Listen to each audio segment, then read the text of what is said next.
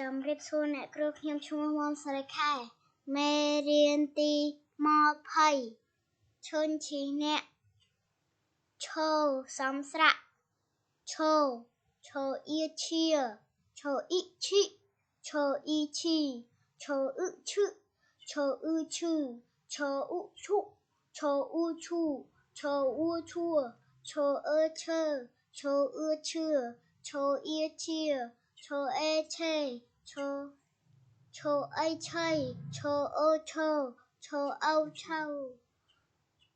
ឈោអូឈោ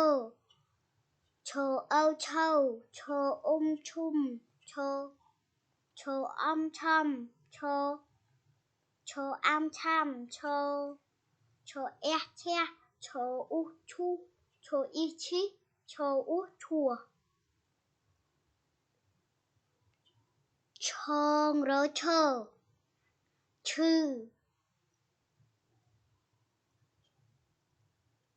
ឈើអាឈើឈឺដៃ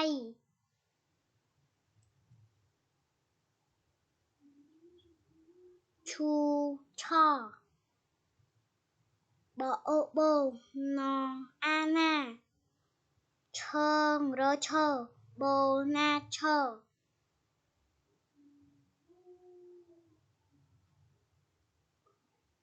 កូអេកេ